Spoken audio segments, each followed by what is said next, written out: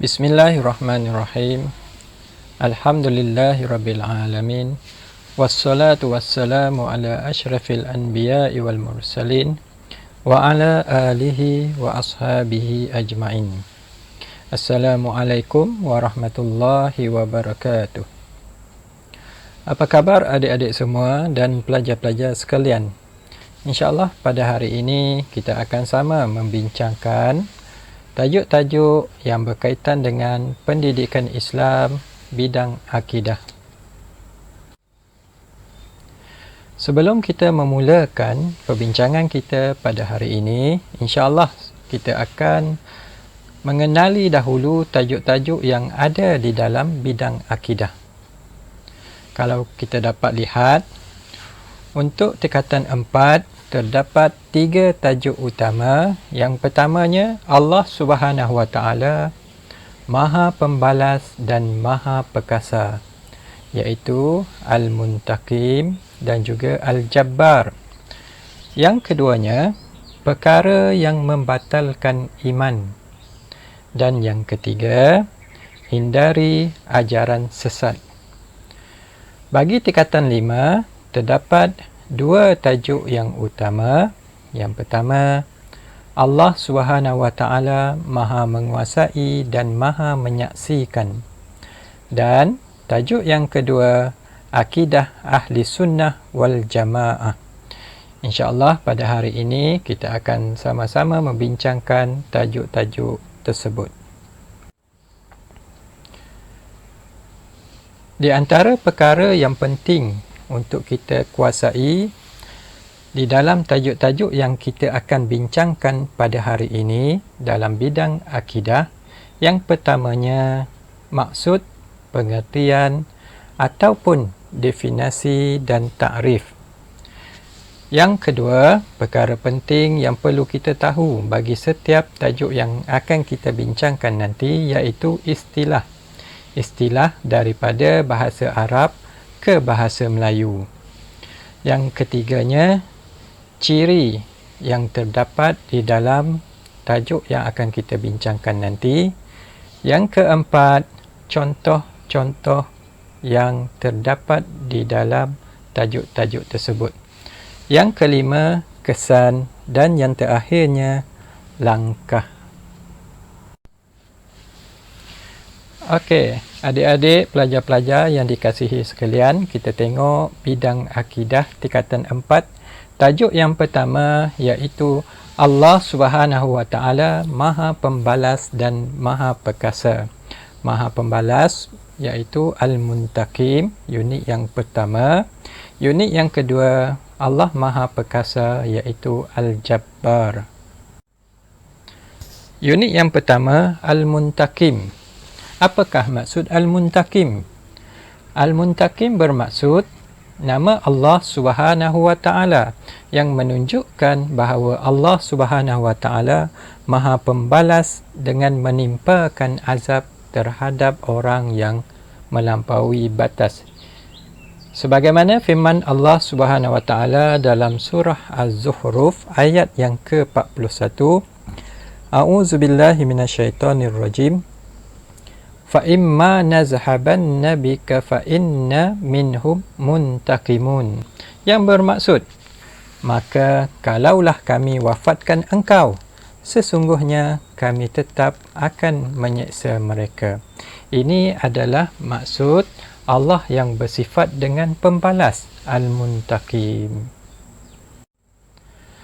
Kita tengok kefahaman daripada nama Allah Al-Muntaqim. Kefahaman yang pertama, Allah Subhanahu Wa Taala memberikan pembalasan dengan siksaan neraka terhadap orang yang menolak peringatan Al-Quran.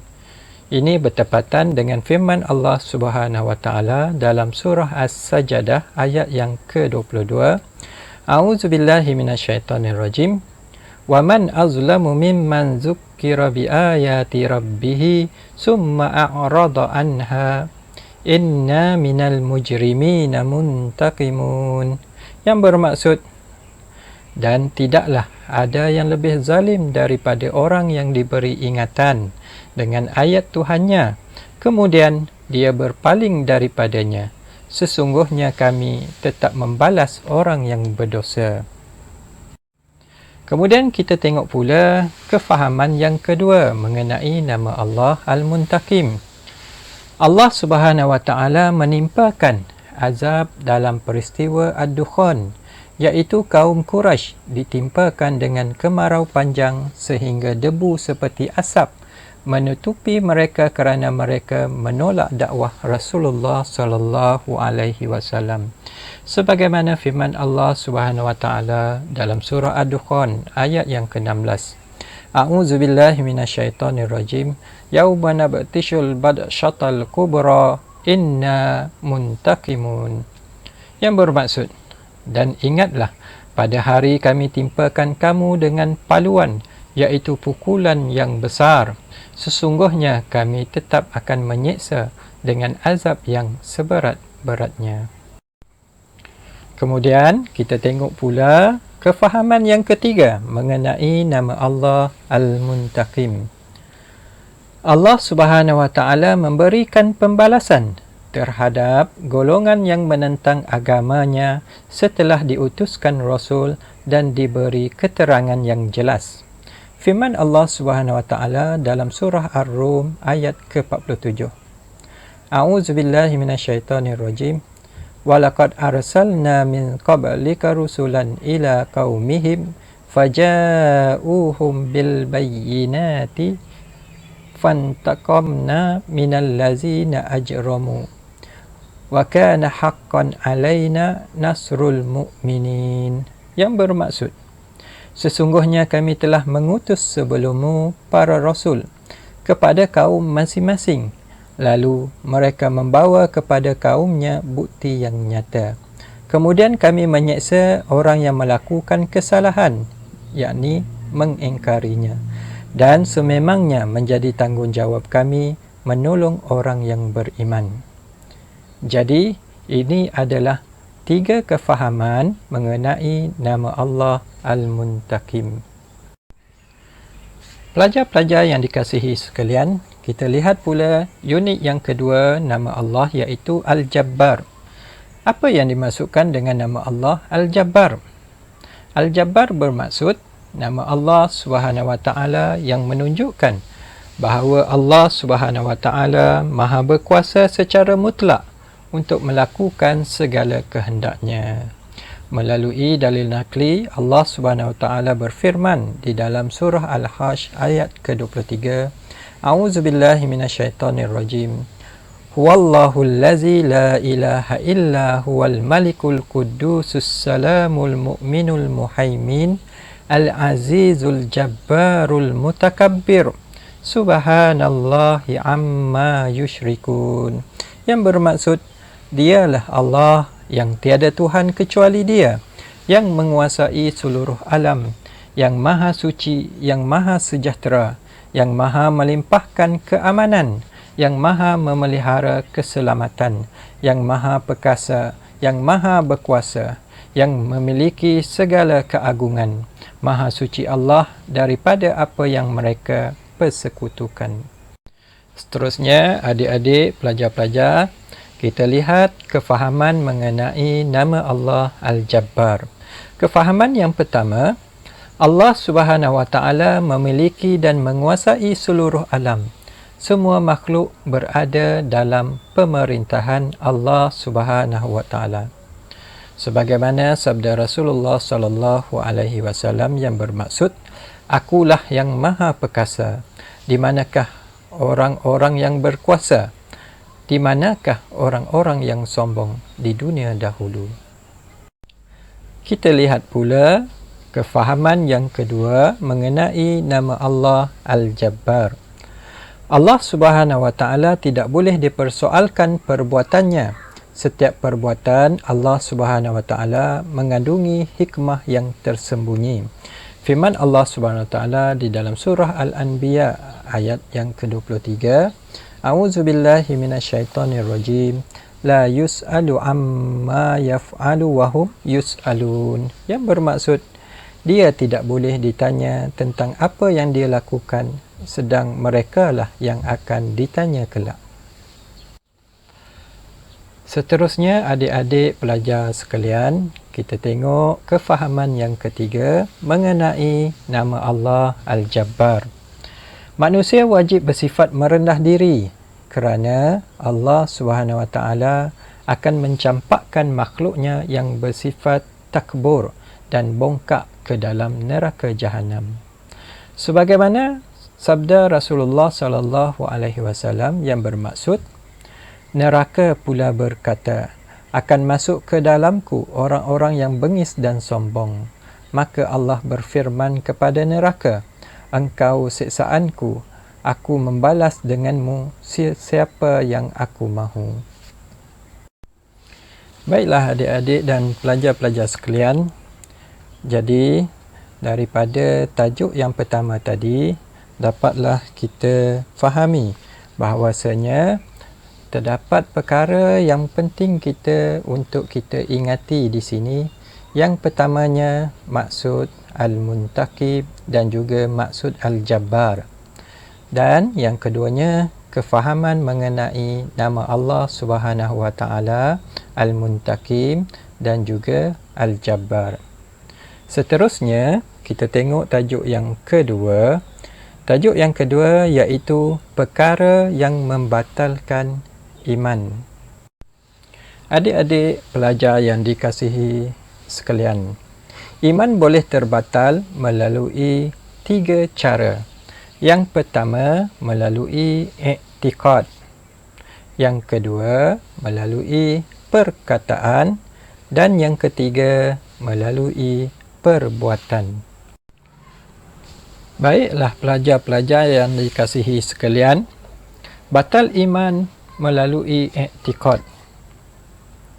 Yang pertama, aspek yang pertama, uluhiyah.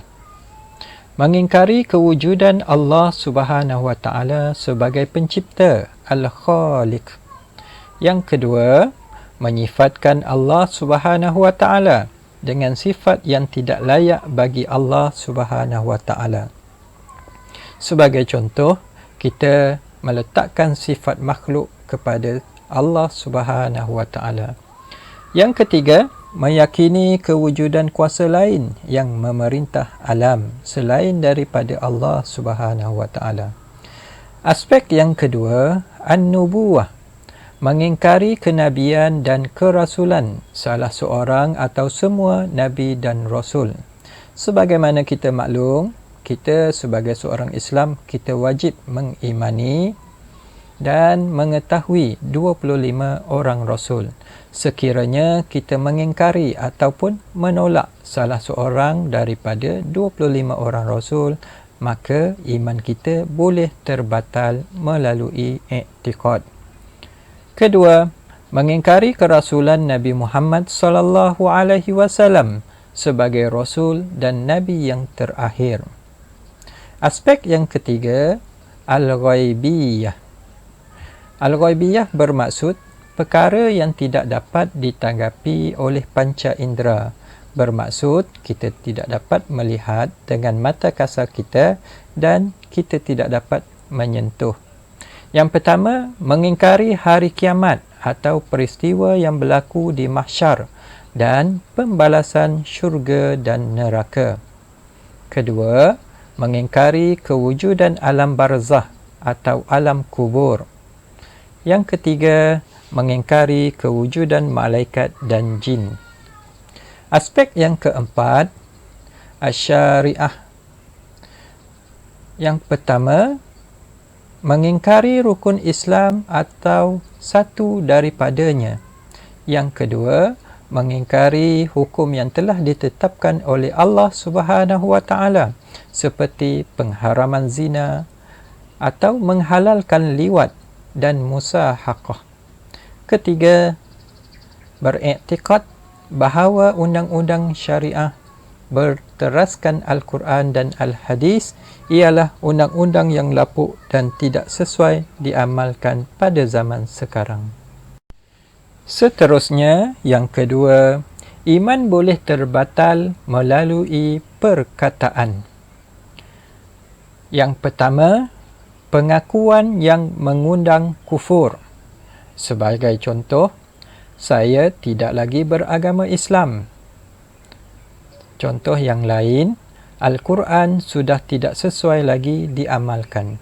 Ini adalah contoh-contoh yang mengundang kepada kekufuran. Kedua, penafian akidah Islam. Contohnya, pertama, saya tidak percaya adanya malaikat Raqib dan Atid. Contoh kedua, Rasulullah SAW pun melakukan dosa.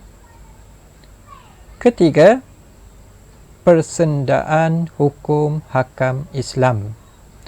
Contohnya, zaman sekarang tidak perlu menutup aurat lagi. Contoh kedua, Bilal itu telah menyalak seperti anjing. Yang ketiga, pelajar-pelajar sekalian, batal iman melalui perbuatan. Contoh yang pertama, sujud kepada berhala atau makhluk dengan sengaja. Kedua, meletakkan peralatan agama lain dan memberikan penghormatan kepadanya. Ketiga, melakukan upacara ibadah agama lain. Keempat, mengoyak mushaf Al-Quran atau meletakkan ayat suci Al-Quran, hadis-hadis Nabi, nama-nama Allah Subhanahu wa Ta'ala, Rasul, malaikat dan buku agama di tempat yang tidak sesuai dengan tujuan menghina atau merendah-rendahkannya. Seterusnya, pelajar-pelajar sekalian, kita lihat pula syarat terbatal iman. Yang pertama, mengetahui perkara yang dilakukan membawa diri kepada kufur. Yang kedua, mengingkari perkara asas dalam Islam seperti perkara yang berkaitan dengan rukun iman dan rukun Islam. Ketiga, melakukan perkara yang jelas membawa diri kepada kufur. Keempat, melakukan sesuatu perkara dengan sengaja dan pemilihan sendiri tanpa sebarang paksaan. Sekarang, kita lihat pula kesan melakukan perkara yang membatalkan iman.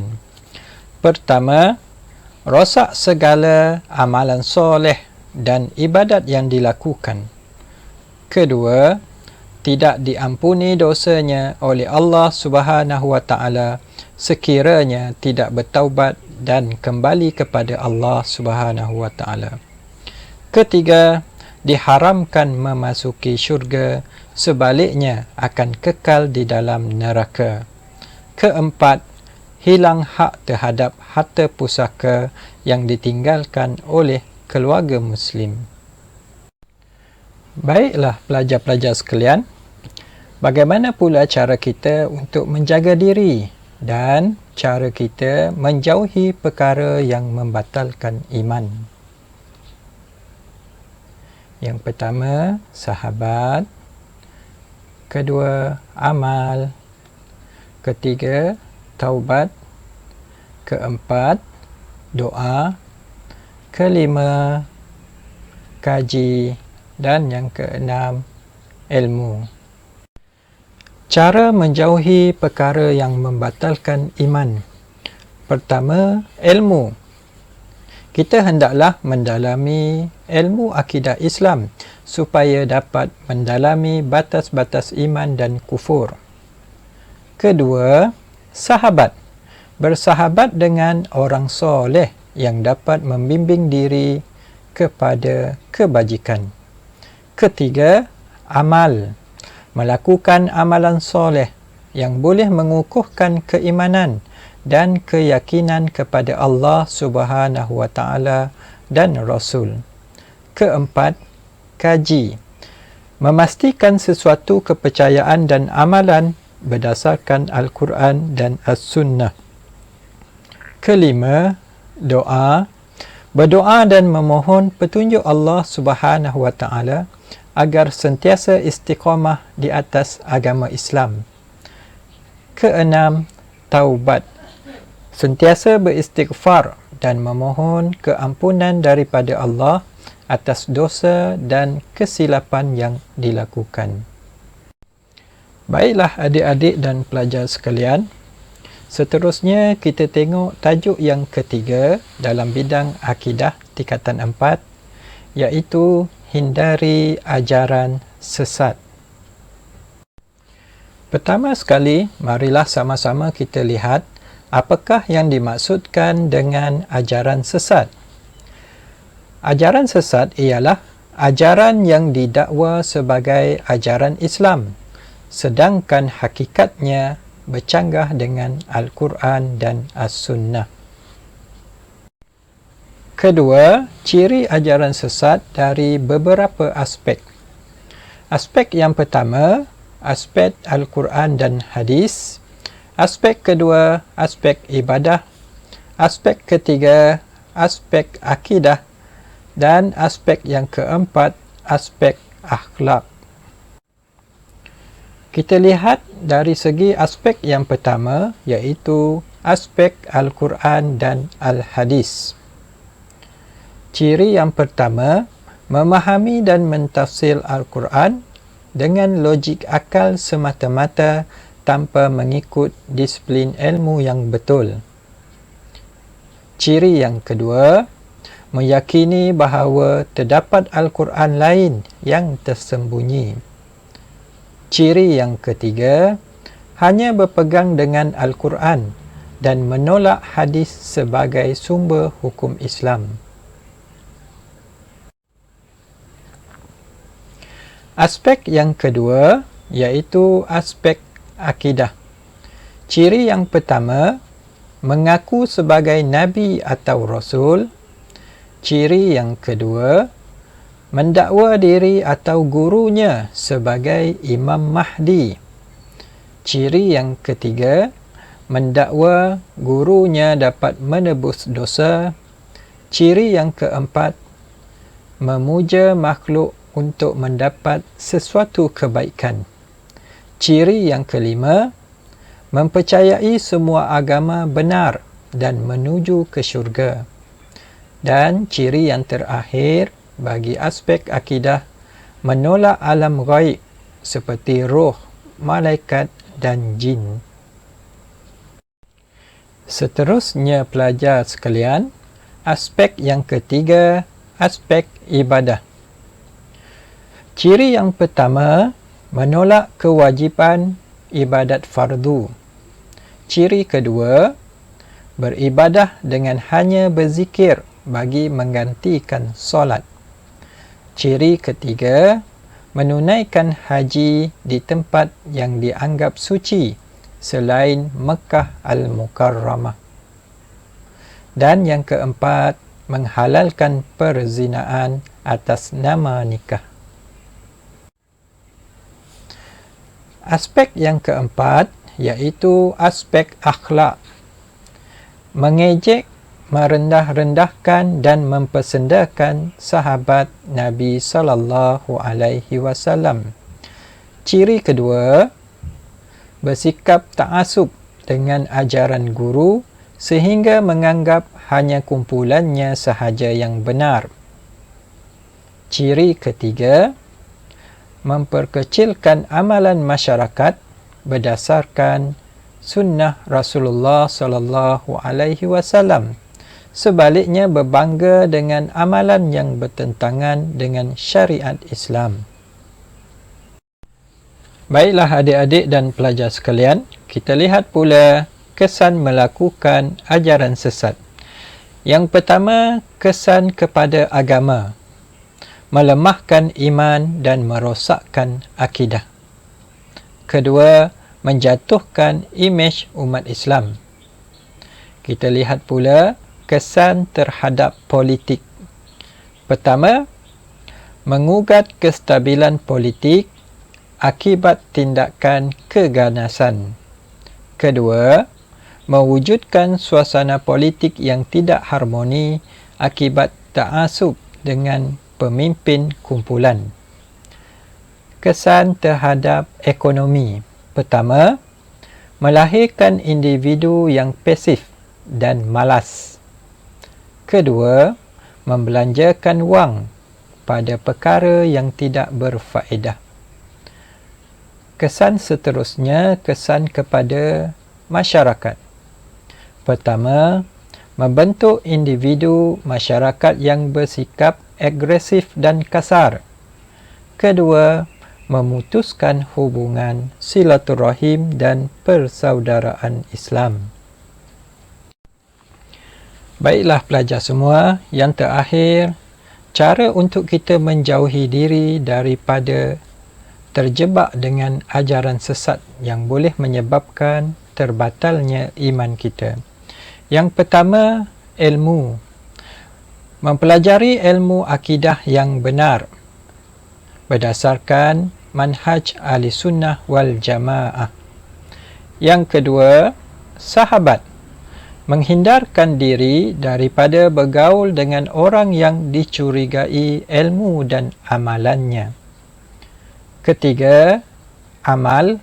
Memastikan amalan yang dilakukan benar-benar mengikut panduan Al-Quran dan As-Sunnah. Keempat, kaji. Mencari maklumat daripada sumber yang sahih supaya tidak terpengaruh dengan ajaran sesat. Kelima, doa. Berdoa memohon petunjuk agar sentiasa berada di jalan yang benar. Keenam, taubat. Bertaubat kepada Allah Subhanahu wa taala atas keterlanjuran mengikut dan beramal dengan ajaran sesat. Baiklah adik-adik dan pelajar semua, seterusnya kita lihat pula tajuk akidah tingkatan 5. Tajuk yang pertama, Allah Subhanahu wa taala Maha menguasai dan Maha menyaksikan. Unit yang pertama, Ar-Raqib. Apakah maksud Ar-Raqib? Ar-Raqib bermaksud nama Allah Subhanahu wa taala yang menunjukkan bahawa Allah Subhanahu wa taala Maha menguasai semua perbuatan dan keadaan makhluk. Dalil Allah Subhanahu wa taala bersifat Ar-Raqib. Firman Allah Subhanahu wa taala, A'udzubillahi minasyaitonirrajim. Falamma tawaffaitani kunta antar raqiba 'alaihim wa anta 'ala kulli syai'in syahid. Surah Al-Maidah ayat 117 yang bermaksud, kemudian apabila engkau sempurnakan tempohku, menjadilah engkau sendiri yang mengawasi keadaan mereka, dan engkau jualah yang menjadi saksi atas tiap-tiap sesuatu. Dalil nakli yang menunjukkan Allah Subhanahu wa taala bersifat Ar-Raqib, hadis Nabi SAW. Afdhalul iman an ta'lama anna Allah ma'aka haitsuma kunta. Yang bermaksud, iman yang paling afdal bahawa engkau mengetahui bahawa Allah bersamamu walau di mana pun engkau berada. Seterusnya, kita lihat pula bukti Allah Subhanahu wa taala bersifat Ar-Raqib. Allah Subhanahu wa taala Maha mengawasi manusia dalam aspek kepatuhan kepada perintah dan larangannya. Sebagaimana firman Allah Subhanahu wa taala dalam surah Al-Ahzab ayat 52, "Wa kana Allahu 'ala kulli syai'in raqiba." Yang bermaksud Allah sentiasa mengawasi setiap sesuatu. Allah Subhanahu wa taala sentiasa mengawasi manusia dalam aspek hubungan sesama manusia. Firman Allah Subhanahu wa taala dalam surah An-Nisa ayat yang pertama, "Innallaha kana 'alaikum raqiba." Yang bermaksud Allah sentiasa mengawasi kamu. Nama Allah yang kedua pula iaitu Asy-Syahid. Apa yang dimaksudkan dengan Asy-Syahid? Asyahid bermaksud nama Allah Subhanahu wa Ta'ala yang menunjukkan bahawa Allah Subhanahu wa Ta'ala Maha menyaksikan segala perbuatan dan mendengar segala ucapan makhluk serta tiada sesuatu yang tersembunyi daripadanya. Baiklah adik-adik dan pelajar sekalian, berikut adalah dalil nakli nama Allah Subhanahu wa Ta'ala Asy-Syahid. Yang pertama, firman Allah Subhanahu wa Ta'ala dalam surah Al-An'am ayat ke-19. A'udzubillahi minasyaitonirrajim. Qul ayyu syai'in akbaru syahadah qulillahu syahidun baini wa bainakum. Yang bermaksud, bertanyalah, apakah sesuatu yang lebih besar persaksiannya? Katakanlah, Allah menjadi saksi antaraku dengan kamu. Di dalam hadis riwayat Abu Hurairah radhiyallahu anhu, Rasulullah sallallahu alaihi wasallam bersabda, maksudnya, sesungguhnya seorang lelaki daripada Bani Israel telah meminta daripada salah seorang mereka untuk meminjam wang sebanyak 1,000 dinar. Maka dia pun mengatakan, datangkan kepadaku seorang saksi agar dia menyaksikan bahawa kamu telah meminjam daripadaku 1,000 dinar. Maka lelaki tersebut pun menjawab, cukuplah, hanya Allah menjadi saksi. Seterusnya kita lihat pula bukti Allah Subhanahu wa Ta'ala bersifat Asy-Syahid. Bukti yang pertama, Allah Subhanahu wa Ta'ala menjadi saksi perutusan Rasul sallallahu alaihi wasallam ke atas umatnya. Sebagaimana firman Allah Subhanahu wa Ta'ala, A'udzubillahi minasyaitonirrajim. Huwallazi arsala rasulahu bil huda wa dinil haqq liyuzhirahu 'alad dini kullihi wa kafa billahi syahida. Surah Al-Fath ayat ke-28, yang bermaksud, dialah yang telah mengutus rasulnya dengan membawa petunjuk dan agama yang benar supaya dia menenangkannya ke atas segala bawaan agama yang lain, dan cukuplah Allah menjadi saksi. Bukti Allah Subhanahu wa Ta'ala bersifat Asy-Syahid yang keduanya, Allah Subhanahu wa Ta'ala Maha menyaksi dan menghitung segala amalan perbuatan manusia. Sebagaimana firman Allah Subhanahu wa Ta'ala di dalam surah Al-Mujadilah ayat ke-6, A'udzubillahi minasyaitonirrajim. Yauma yab'asuhumullahu jami'a fayunabbi'uhum bima amilu ahsahullahu wa nasuhu wallahu ala kulli syai'in syahid. Yang bermaksud, semasa mereka semua dibangkitkan hidup semula oleh Allah, lalu diterangkan kepada mereka segala yang mereka telah kerjakan. Allah telah menghitung amal-amal mereka itu satu persatu, sedang mereka telah melupakannya, dan Allah menjadi saksi akan tiap-tiap sesuatu.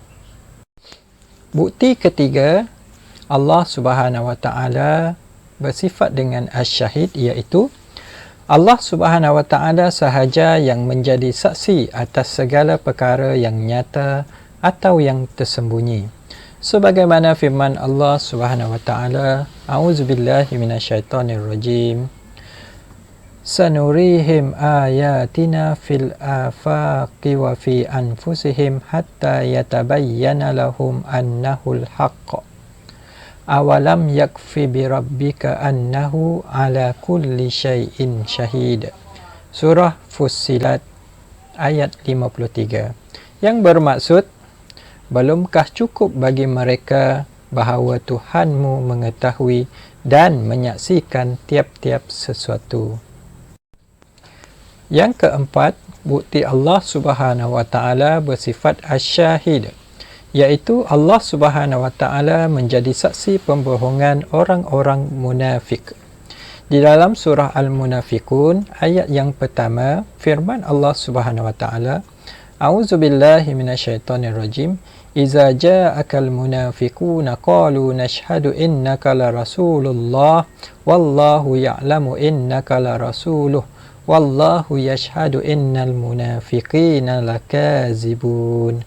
Yang bermaksud, apabila orang munafik datang kepadamu, mereka berkata, kami mengakui bahawa sesungguhnya engkau sebenar-benarnya Rasulullah dan Allah sememangnya mengetahui bahawa engkau ialah Rasulnya, serta Allah menyaksikan bahawa sesungguhnya pengakuan mereka adalah dusta.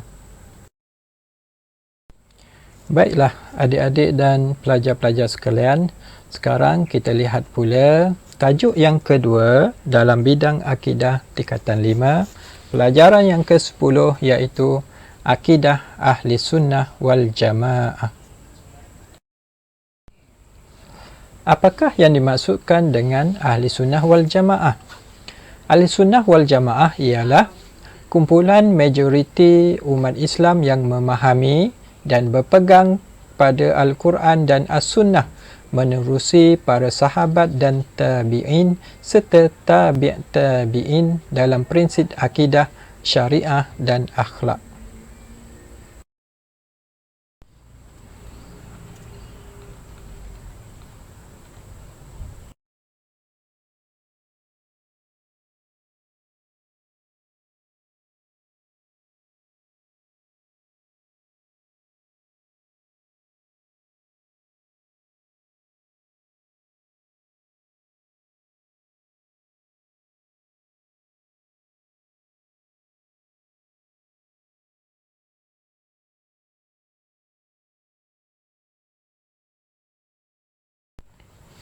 Baiklah pelajar-pelajar sekalian, seterusnya kita lihat prinsip akidah ahli sunnah wal jamaah. Antara prinsip akidah ahli sunnah wal jamaah, yang pertama, iman ialah kepercayaan serta keyakinan dalam hati, pengakuan dengan lidah dan beramal dengan perbuatan sebagai bukti kesempurnaan iman. Kedua, segala perbuatan manusia dicipta oleh Allah Subhanahu wa taala. Namun manusia diberi pilihan atau kehendak untuk melakukannya ataupun tidak, serta dihitung baginya dosa dan pahala. Ketiga, meyakini kewujudan perkara-perkara ghaib seperti yang diwahyukan dalam Al-Quran dan As-Sunnah. Antaranya termasuklah persoalan kubur, hari akhirat, titian sirat, mizan, malaikat, jin dan sebagainya. Yang seterusnya prinsip akidah Ahlussunnah wal Jamaah, iaitu meyakini bahawa syurga dan neraka telah wujud sebelum dijadikan makhluk. Kewujudan syurga dan neraka adalah kekal selama-lamanya. Syafaat Rasulullah sallallahu alaihi wasallam adalah dengan izin Tuhannya, termasuklah syafaat baginda untuk pelaku dosa besar kerana mereka masih dikira beriman. Dan yang terakhir, perutusan para nabi dan rasul adalah harus bagi Allah Subhanahu wa taala dan merupakan rahmat Allah kepada manusia. Baiklah adik-adik dan pelajar-pelajar sekalian, seterusnya kita lihat pula aliran yang bertentangan dengan akidah Ahli Sunnah wal Jamaah. Aliran yang pertama iaitu Syiah. Siapakah Syiah? Sejarah Syiah iaitu kumpulan yang menuntut supaya Sayyidina Ali bin Abi Talib radhiyallahu anhu dilantik sebagai khalifah selepas Rasulullah sallallahu alaihi wasallam, dan berkeyakinan bahawa hanya Ahlul Bait sahaja yang lebih layak memegang jawatan khalifah. Kita lihat pula prinsip utama Syiah. Antara prinsip Syiah yang bertentangan dengan akidah Ahli Sunnah wal Jamaah, yang pertamanya meyakini bahawa al-imamah, iaitu kelayakan untuk menjadi imam ataupun pemimpin, merupakan rukun agama dan telah ditentukan oleh Allah Subhanahu wa taala melalui lisan Rasulnya secara nas. Prinsip yang kedua, meyakini bahawa imam-imam adalah maksum, yakni terpelihara daripada melakukan dosa kecil dan juga dosa besar. Yang ketiga, mengamalkan at-taqiyah, iaitu menyembunyikan sesuatu yang boleh membahayakan diri atau harta bendanya dengan menampakkan sesuatu yang berbeza dengan hakikat sebenarnya. Yang keempat, prinsip Syiah, menambah nama Sayyidina Ali radhiyallahu anhu dalam syahadah selepas nama Nabi Muhammad sallallahu alaihi wasallam. Kita lihat pula aliran yang kedua yang bertentangan dengan akidah Ahli Sunnah wal Jamaah. Aliran yang kedua iaitu Khawarij. Siapakah Khawarij? Khawarij ialah kumpulan pengikut Sayyidina Ali bin Abi Talib radhiyallahu anhu yang berpaling tadah kerana tidak berpuas hati dengan keputusan tahkim. Kita lihat pula prinsip utama aliran Khawarij. Yang pertama, jawatan khalifah atau imam hendaklah diserahkan pemilihannya kepada rakyat untuk memilih sesiapa sahaja daripada kaum muslimin yang layak. Prinsip Khawarij yang kedua, mereka menyatakan bahawa Sayyidina Ali radhiyallahu anhu telah melakukan dosa besar serta kufur kerana bersetuju mengadakan majlis tahkim. Dan yang terakhir, beriktikad bahawa orang yang melakukan maksiat dikira berdosa besar dan kafir. Baiklah adik-adik dan pelajar sekalian, kita lihat pula aliran yang ketiga yang bertentangan dengan akidah Ahlussunnah wal Jamaah, iaitu Mu'tazilah. Siapakah Mu'tazilah? Mu'tazilah ialah kumpulan yang diasaskan oleh Wasil bin Atha setelah berlaku perbezaan pendapat antara beliau dengan guru beliau Hasan al-Basri tentang kedudukan pelaku dosa besar.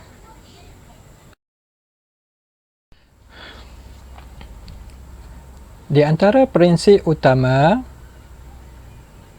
yang bertentangan dengan akidah Ahlussunnah wal Jamaah, yang pertama iaitu at-tauhid, menafikan sifat ma'ani pada zat Allah Subhanahu wa taala. Yang kedua, al-adlu, iaitu meyakini manusia bertanggungjawab sepenuhnya atas perbuatan mereka sama ada baik atau buruk tanpa ditentukan oleh Allah Subhanahu wa taala. Yang ketiga, al-wa'du wal-wa'id, meyakini bahawa Allah Subhanahu wa taala wajib memberikan balasan baik kepada orang yang taat dan ancaman azab kepada orang yang melakukan maksiat. Yang keempat, al-manzilatu bainal manzilatain, yang bermaksud meyakini bahawa pelaku dosa besar berada pada satu kedudukan antara mukmin dengan kafir dan mereka kekal di dalam neraka. Dan yang terakhir, yang kelima, al-amru bil ma'ruf wan nahyu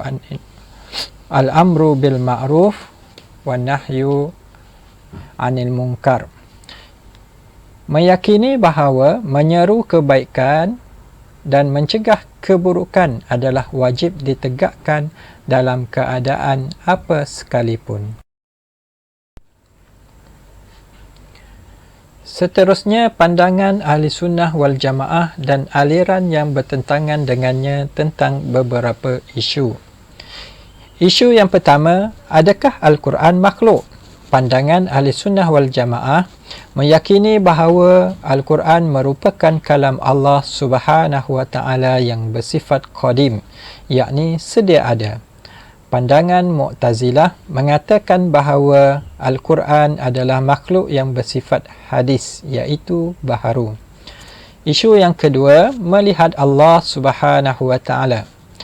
Pandangan Ahlussunnah wal Jamaah Meyakini bahawa semua orang beriman dapat melihat Allah Subhanahu Wa Taala pada hari akhirat kelak. Pandangan Mu'tazilah mengatakan bahawa adalah mustahil makhluk untuk melihat Allah Subhanahu Wa Taala kerana Allah tidak menyerupai makhluk. Isu yang ketiga, pelaku dosa besar. Ahli Sunnah wal Jamaah berpandangan pelaku dosa besar tetap dikira sebagai mukmin, bukan kafir, dan dihukum fasik jika tidak bertaubat. Pandangan Khawarij, pelaku dosa besar dianggap kafir. Pandangan Mu'tazilah, pelaku dosa besar berada pada satu kedudukan antara mukmin dengan kafir dan mereka kekal di dalam neraka. Isu yang keempat, qada dan qadar. Pandangan Ahli Sunnah wal Jamaah meyakini bahawa setiap perkara baik dan buruk datang daripada Allah Subhanahu Wa Taala dan Allah Subhanahu Wa Taala mengurniakan manusia akal untuk berfikir dengan berikhtiar untuk memilih antara baik dengan buruk. Pandangan Mu'tazilah meyakini bahawa setiap perkara baik dan buruk datangnya daripada manusia semata-mata. Isu yang terakhir, kedudukan iman. Pandangan Ahli Sunnah wal Jamaah. Ahli Sunnah wal Jamaah mempercayai bahawa iman boleh bertambah dan berkurang bergantung pada amal soleh dan maksiat yang dilakukan. Khawarij dan Mu'tazilah berpandangan iman tidak boleh bertambah dan berkurang. Iman ada apabila melakukan kebaikan dan iman hilang apabila melakukan kemungkaran. Baiklah adik-adik dan pelajar-pelajar yang dikasihi sekalian, yang seterusnya, kepentingan berpegang dengan akidah Ahli Sunnah wal Jamaah. Yang pertama, mendapat keredaan Allah Subhanahu Wa Taala. Yang kedua, menjadi asas penerimaan sesuatu amalan. Yang ketiga, memelihara kesucian agama Islam, menghindarkan umat Islam daripada fahaman yang melampau. Yang keempat, menjamin keamanan negara, membersihkan akidah daripada sebarang bentuk kekeliruan. Dan yang kelima, mengelak umat Islam daripada terjebak dengan ajaran sesat. Kemudian kita lihat pula kepada beberapa jenis arahan soalan dan contoh-contoh jawapan yang boleh kita gunakan sekiranya arahan soalan menggunakan nyatakan, jelaskan ataupun terangkan. Sekiranya arahan soalan nyatakan, contoh jawapan yang boleh kita gunakan iaitu kurang didikan agama. Sekiranya arahan soalan jelaskan, di antara contoh jawapan yang boleh kita gunakan iaitu kurang didikan agama daripada ibu bapa. Dan sekiranya terangkan, contoh jawapan yang boleh kita gunakan kurang didikan agama kerana ibu bapa sibuk bekerja. Ini sekiranya soalan ataupun arahan soalan mengikut nyatakan, jelaskan ataupun terangkan faktor. Jadi Ustaz rasa sampai di situ sahaja untuk perbincangan pertemuan kita pada kali ini.